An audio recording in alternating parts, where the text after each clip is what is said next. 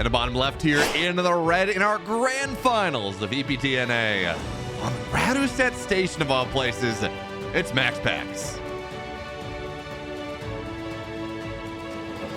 And his opponent in the upper right in the blue for the Rebellion, Byun.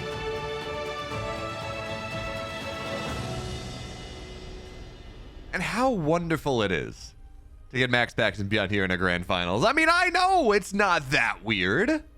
Oh, I guess it's kind of weird because normally it's MaxPax and Clem, and that is a very different story. But MaxPax and Byun is just such an awesome matchup because MaxPax is this player. He's aggressive. Fine.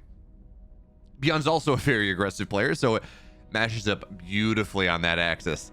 But also, MaxPax is a player that, even if he falls behind, is very good at coming back in this matchup in a way that few people are. And the fact that we get map 1 on Raduset, that Raduset has snuck its way through the ladder pool, or not the ladder pool, has snuck its way through the map pool here into our series is, yeah. If you haven't seen it yet, Maru and Cyril on Raduset from, I put it up 2 days ago, I think, if you're watching this when it released.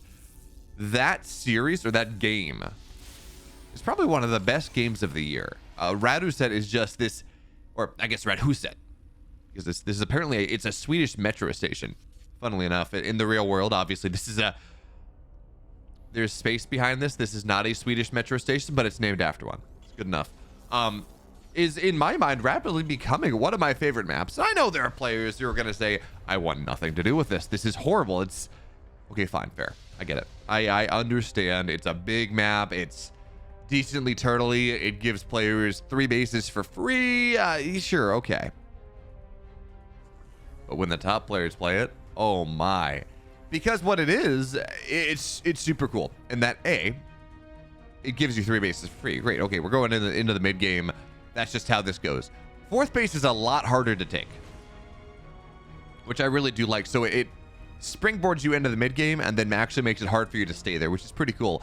On top of that, it's very wide open outside of some areas. So you have in the middle of the map, you have these wide open areas that are kind of hard to attack, to fight with, depending on the race you're playing. But as you get closer, there are sieged up positions and there are chokes, and it's a little bit of everything in different areas, and that leads to some incredibly dynamic gameplay. As MaxPax, he's got a Twilight Council on the way here, and normally this just means MaxPax is going for a 4-gate. But I look at this map and I say, don't try it, MaxPax. 4-gating or 3-gating stalker aggression on this map. There's no cliff. I mean, look at it. There's no cliff here.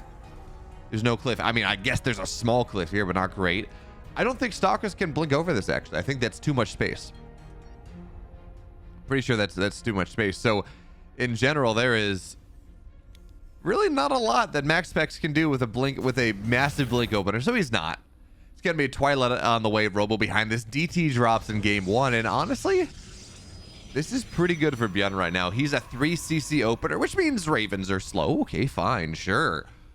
But he's going to have triple mule.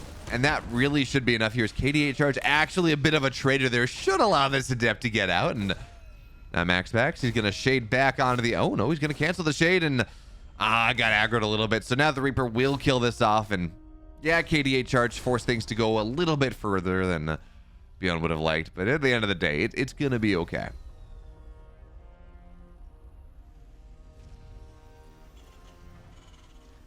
And now the Dark Shrine's about halfway done. And by the way, this 3cc 311 build is something that Byun has used to great effect for a while, where it gives you a lot of pressure, gives you a lot of early game units. It does get you that economy, but your tech's a little delayed. So if you're okay with that and you can play around with that, it actually works out very nicely for the Terran player. But again, the big thing, triple orbital on the map right now. And as MaxPax gets ready to go here, no scans in the natural. No scans in the main base. 20 seconds out. No scans. Byun has played very greedy here, and now 3 DTs are ready to go. This is a problem.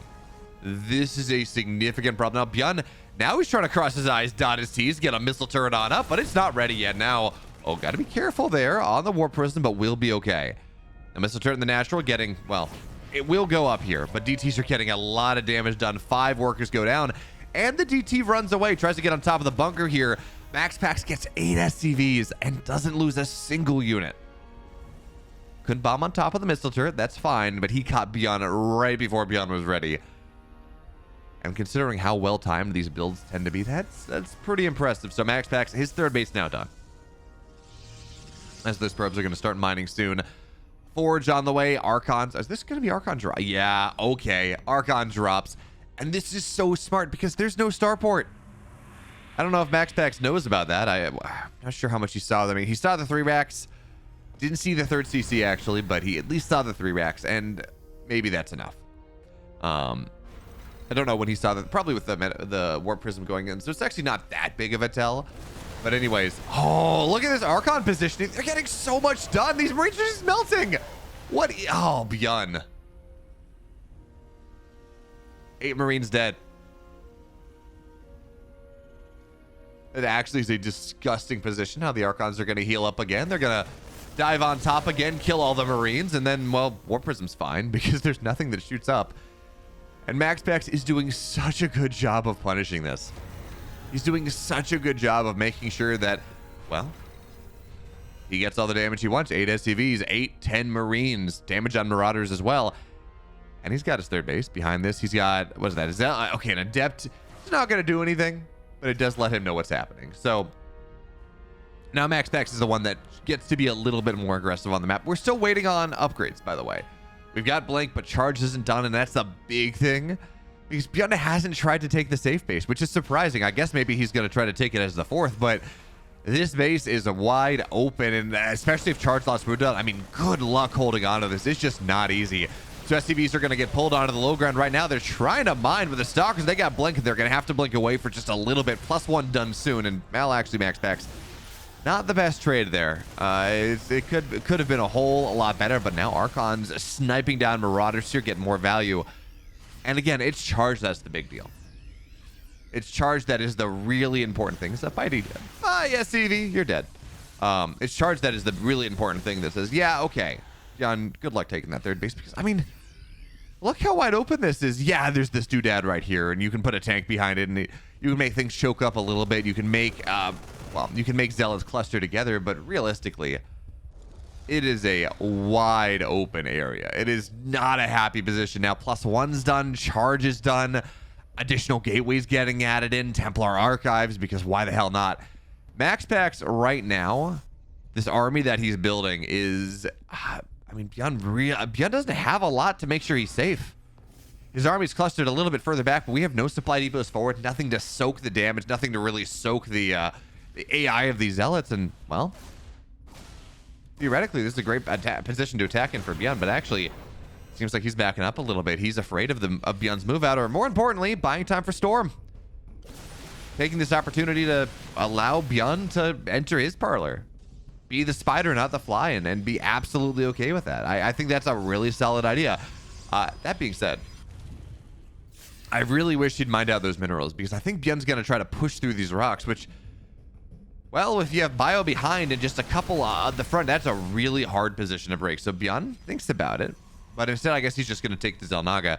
Meanwhile, Zealot's onto the other side. MaxPax F2, maybe? I just pulled back. Okay. He wants to know where the Terran army is. He really wants to be able to force things back before he engages, which is fair. And by the way, Storm, 20 seconds. +2, 40 seconds, give or take. This army from Byun, first of all, he doesn't know what's happening. He thinks this is just mass gateway, mass charge lot, a couple Archons from the Dark Templar. He hasn't seen this Storm. He hasn't seen a single High Templar on the map. So this army that Byun has right now has to be so much more careful than it might otherwise think to be. Stalkers blink on top here. Zealots around a corner is never really what you want, especially without armor. So for now, we're going to pick up. We're going to go away. And in the shade of an old Nexus, Byun's going to be forced back for the time being, and this game goes on just a little bit more, but MaxPax, this army that he's got, whew, +2 done soon. You got to be careful about the Widow Mines. He's going to section a couple of them off. Widow Mine, well, actually, I guess the Zealot dies anyways, but the Widow Mine will fall.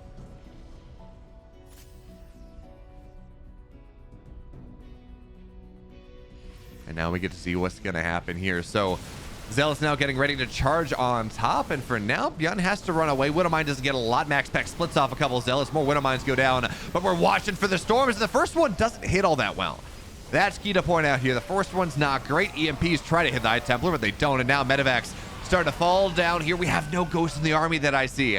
So the High Templar ready to just drop a storm is going to be really, really powerful as Byun gets kited away. SCVs are going to have to get pulled right now, and that storm, again, it's not incredible, but it seems like it's just going to do enough. And that one finally, Byun trapped into a corner here, looking to dance, but it's just dirty dancing. It's dirty dancing for MaxPax. He takes game one.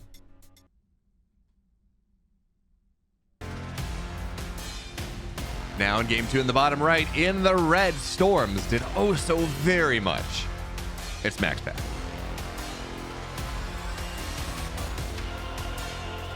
His opponent on the upper left in the blue, down a game here. Not able to get quite what he wanted. It's Byun.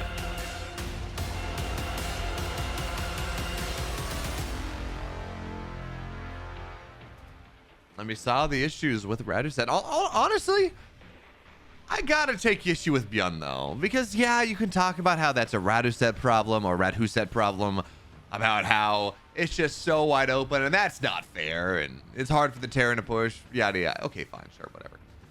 Byun took the forward third. He took the down. He took the low ground third into a Charge Lot Archon Storm player. I mean, come on, Byun. If MaxPax goes for that move out, if MaxPax goes for that type of pressure, and Byun's on the high ground, if Byun's taking the pocket third, I mean, what are you gonna do? Run through a wall, try to drop storms on bio behind a wall when the Zealots can't join in and do the rest of the damage? I mean, it's just not great. It's just not incredible. Wow, Leilak does not give... Doesn't give Byun a lot of credit here. I mean, I know he's down a map, but 75-25, mean score 3-0. When Byun's won 75% of his TVPs recently, I guess that just goes to show you how powerful MaxPax is. MaxPax, of course, has a win streak against Maru, which is insane. I mean, yeah, Maru's been slumping a little bit, but Maru versus Cyril the other day, that was really good and showed us maybe that slump is short-lived. Maybe he's feeling better. Maybe he's no longer ill because, of course, apparently, at least during the DRG series, maybe during GSL as well, we don't know how long this illness has been lasting, but the most recent on-site video came out and said, yeah, Maru's been sick recently. Hasn't been feeling all that great. We don't know what that illness is, but if it's anything that degrades performance, and I mean, I don't know about you, but it's really hard. If I feel sick, it's really hard for me to play StarCraft. In fact, I'm just not going to because I feel horrible, but Maru is a competitor. He is a player that has won pretty much everything that there's left to win. What is it, 7 GSLs now? 7 or 8 GSLs? He's got that G5L. He's gotten everything else he could win domestically. Because, of course, you look abroad, and then you realize that his results, he has the WESG that he won, of course. But in general, Maru has just... foreign tournament Maru, non-Korean tournament Maru, and Korean tournament Maru are very different beasts, which is why I take issue with people when they say, Maru's the GOAT. Any other discussion is wrong. I'm like, yeah, he's won a lot of GSLs. Absolutely. That's insanely impressive. But he doesn't have a world championship, whether it's BlizzCon, whether it's Katowice, certainly doesn't have multiples of them. Has won, I think, a grand total of 1 international tournament, maybe a cup, maybe 1 or 2 more that I'm forgetting, but it's not a lot. I mean, even Byun's got a world championship. Byun's got a GSL. I mean, I'm not going to say Byun has a greater claim to Terran GOAT because he doesn't. 7 GSLs is a lot. Maru's also won an OSL. You know, he's been very successful, but saying that he is the uncontested GOAT, someone in the YouTube comments said on the Cyril Maru video, is just wrong.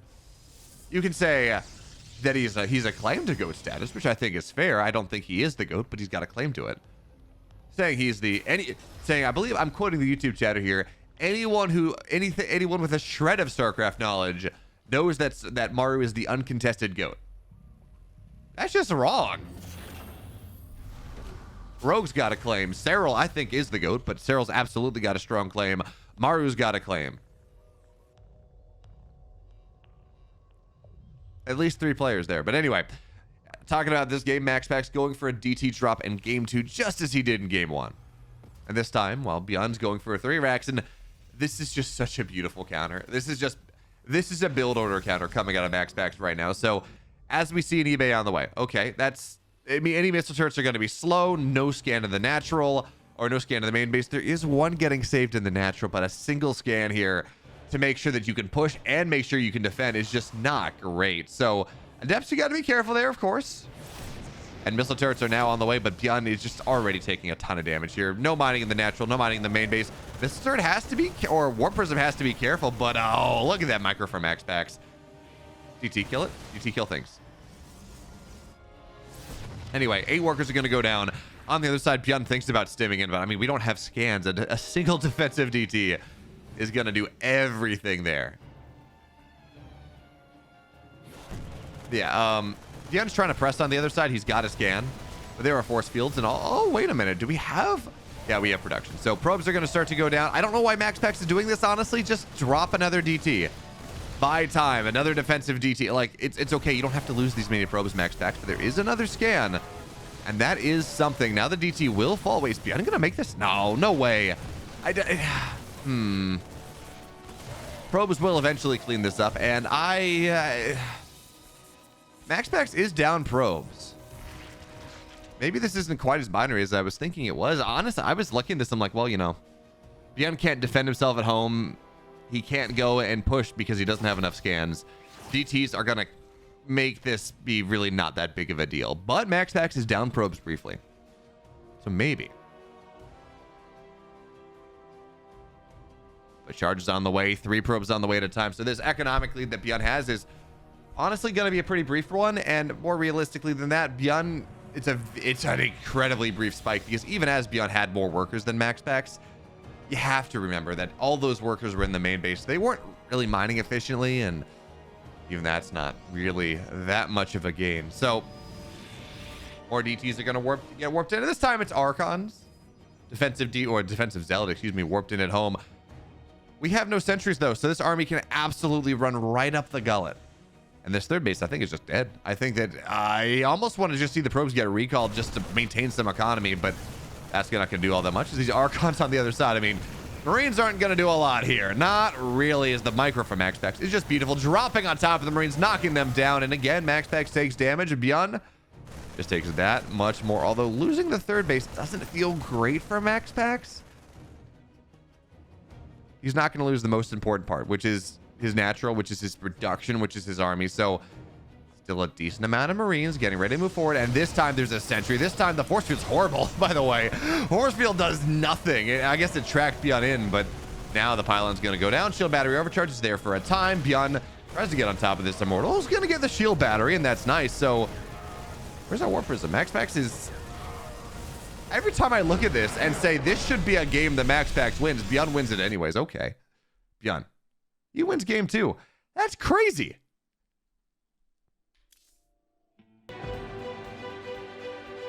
In the bottom left now, in the blue, honestly, I think fumbling the bag a little bit in game 2. Precise Storm, MaxPax.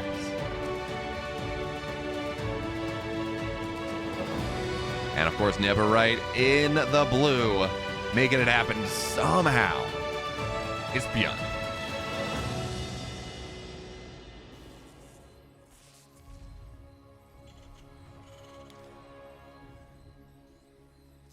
And again, I can't get over it. MaxPax should have won that game. He was trying, I think he was trying to be a little bit too fancy. When you have DTs on the other side of the map, before missile turrets are up, and your opponent's hitting you with a 3 racks, it's only 2 bases. That means they only have 2 scans at a time, maximum.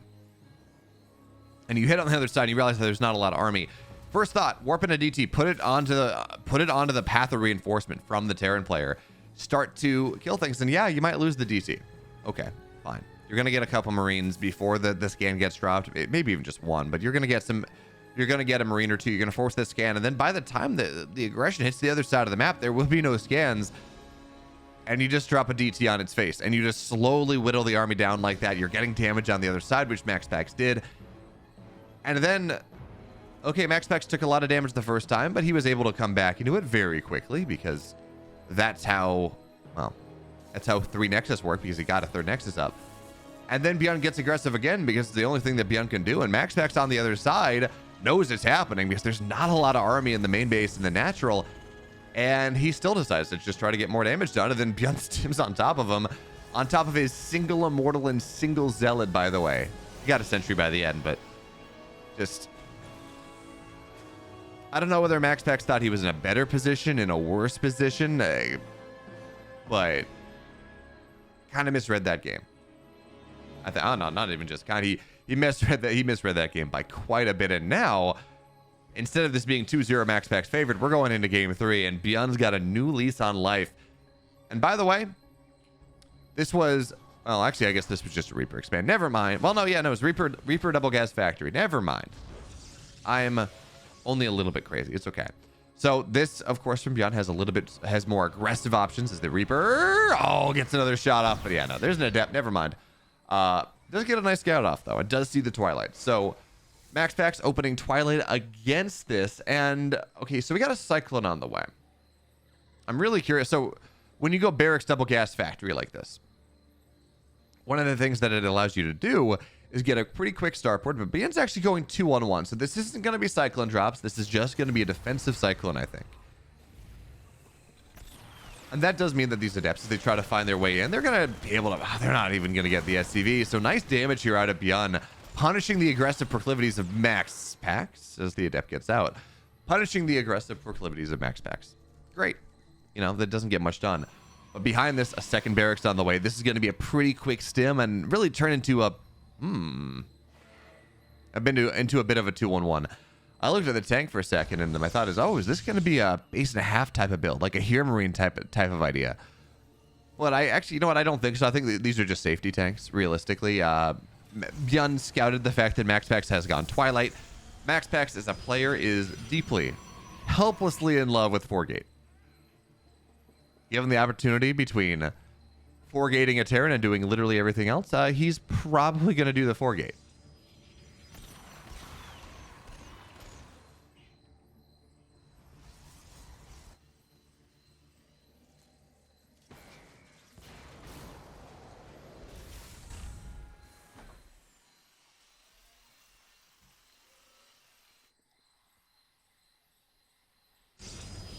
By the way, Stim's getting started, still no Stargate on the field, which again, you're okay with this as Byun. You'd rather spend your gas on things like tanks or, well, tanks. Other things like that keep you safe, that keep you healthy. We're looking at 2 tanks right now. 3rd one on the way. Stim is going to be done not by the time this 4-gate is ready, by the way, or this 3-gate Robo is ready coming out of MaxPax. As he tried to get the 3rd base, but the Cyclone, well, Cyclone did show just how quickly it kills some probes. So that denies the 3rd base for a time. But MaxPax now, he's got Stalkers on the way, getting ready to run across, and we're looking at, well, this is going to be 3 tanks. This is generally the safety position, generally where the Terran's safe against the Protoss player, against the 3-gate blink. But this is MaxPax, and MaxPax is one of these players that just because you have the proper defense, just because you got a 6-minute stim and 3 tanks, doesn't necessarily mean that you're safe. Because this is MaxPax, and MaxPax, his power knows no bounds. So he's aware of the tank on the high ground, and this means he's going to blink in the far left side. Oh, okay, never mind. He's just going to go. I like this, actually. So he's going to go put pressure at the front, because that's what you do. And 4 Stalkers into the main base here, trying to split. Yeah, trying to split the King and multitasking apart a little bit. But Stalkers, they blink on forward. There's a tank in the mineral line already. 1 tank goes down. MaxPax doesn't get what he wants at all. And at the front here, it's going to get a single SCV. He's going to find maybe a salient point where there's not a lot of defense. But, I mean, MaxPax wanted more than that. As oh, tank shot doesn't hit. I was unsieging anyways. 3 SCVs for this is just not a lot. Realistically here, it just doesn't do all that much. And now the starport's done. Double medevac on the way. Stim done. Concussive shells getting added in. Combat shields getting added in. Too much faster upgrades. And Byun now getting ready for that. Stim is done at 6 minutes, but realistically, this is about a 7-minute timing. When you run across the map with a bunch of tanks, with a bunch of Stim combat shields bio, and just you start to put the hammer and the tongs to the Protoss player, and well, MaxPax is getting ready for this. He knows what type of game this is. Charge on the way, adding in Immortals, 4 more gateways.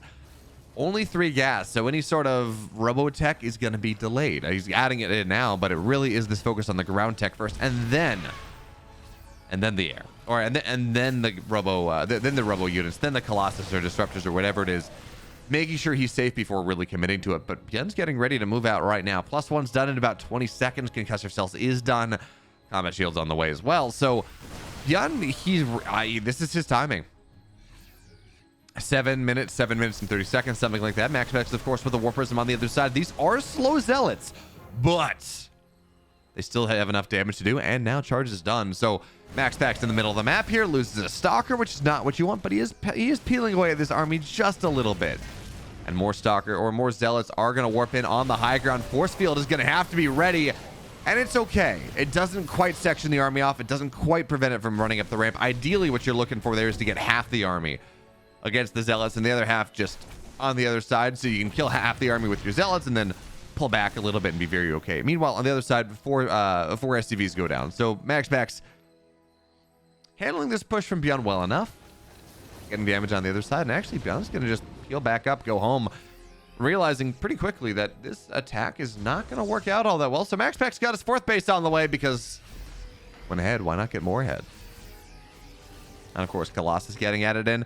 The one thing, of course, we are missing: no extended thermal lance. These Colossus won't have that massive range advantage over the Marauders that you would like to normally have as now Zealots. Trying to get on top of this on the mineral line once again, but it's not going to get a ton.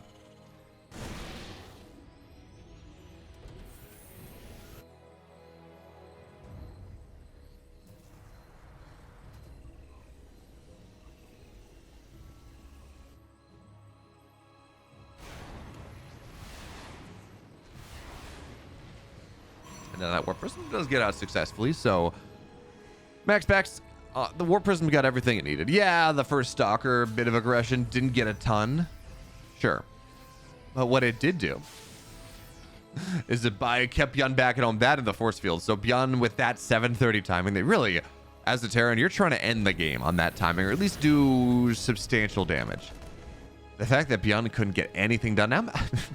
Look at the supply. MaxPax up 12 workers, up 20 army supply. Actually, more than that at this point. Getting ready to attack into this 3rd base. One missile, one Widow Mine doesn't get that much done. Although the Colossus does have to be careful. And now Zealot run-bys. Those Widow Mines are a lot better. But getting on top of the tanks as well onto the high ground. This a bit of attack coming out of MaxPax is a really, really nice one. Tank goes down. 2 more get low. Zealots into the main base.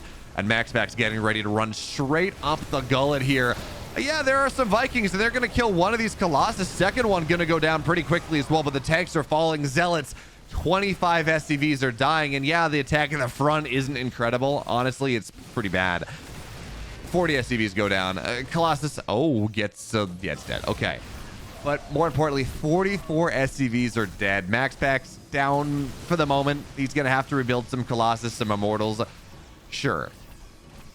It's 75 workers to 19. Byun is so all in at this stage where he can't even pull the SCVs. This is one of those scenarios where it's like Byun has to go across the map and has to win the game right now, but pulling SCVs would... He can't even afford to pull the SCVs. Generally, if you're going to pull the boys, you want to have some economy behind to have a mule-powered drip trap. Mule-powered reinforcement line. But Byun can't even do that, so he's just gonna have to attack, and I don't know how he can. +2 is just about done. Colossus getting re-added. They have extended thermal lance. There's gonna be a shield battery, and now, the decision, by the way, to add DTs into this game. Yeah, Byun just taps out. MaxPax takes game 3.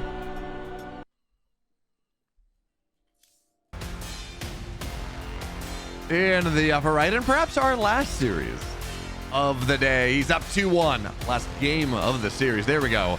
It's MaxPax.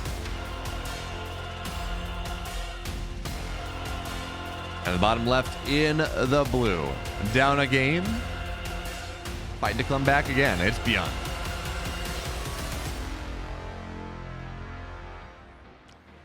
And as we find ourselves in this last game, potentially last game of our series, we're gonna have to find out. I'd like to remind you all that 5 days a week Monday through Friday. And once CSL is over and I'm going to have a little bit more time, Saturdays and Sundays as well, I upload a video to YouTube, 2 p.m. Eastern, pretty much every single day. Or, you know, again, at least 5 days a week with Byun and MaxPax and, if I'm lucky, Maru and Cyril or Maru and Rainer or something like that. Just really awesome games, really awesome series, 5 days a week. So sub to the channel because then you won't miss out on anything. And also like this video because, I mean, liking this video really helps in the algorithm. It's the difference between a video not getting a lot of views and a video actually popping off a little bit. So like the video, and of course also let me know how you feel about PvT right now, because of course Christianer, he had a run in EPT Europe on last week, I think it was, not 2 days ago, but about a week and a half ago, where he said that, look, I had this incredible run, but PvT is just unplayable. So thanks to the patch, it's just broken and not possible.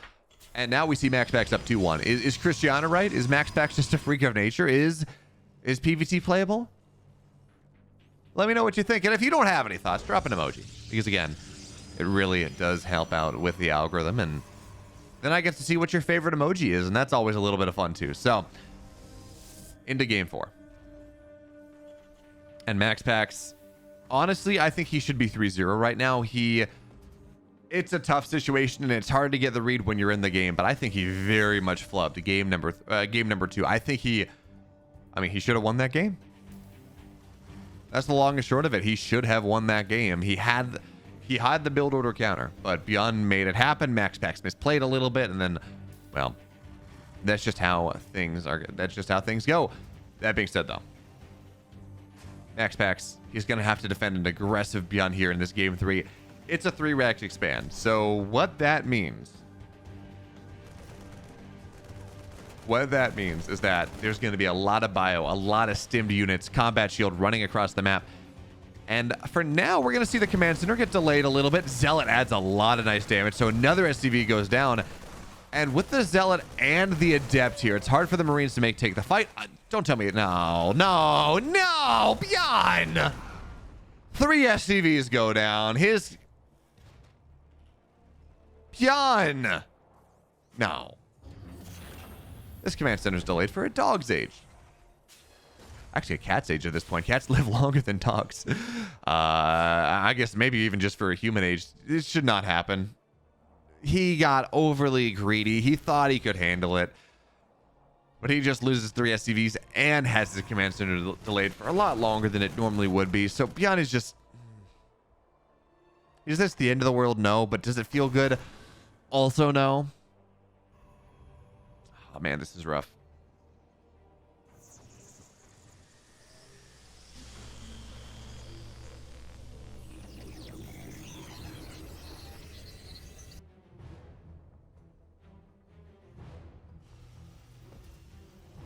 And of course, behind this, MaxPax adding in a 3rd gateway. So it seems like he's MaxPax has been a bit more of a 3-gate man rather than a 4-gate man as of late.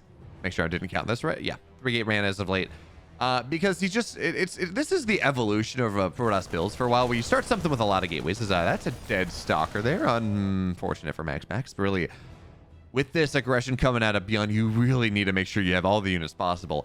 But of course, he will have 2 blinks, and that does help quite a bit. MaxPax is this really the evolution of Protoss builds in general, where you start an unaggressive build, say 4-gate Glaives or 4-gate Robo or something, and you say, I can get all this damage done with 4 gates.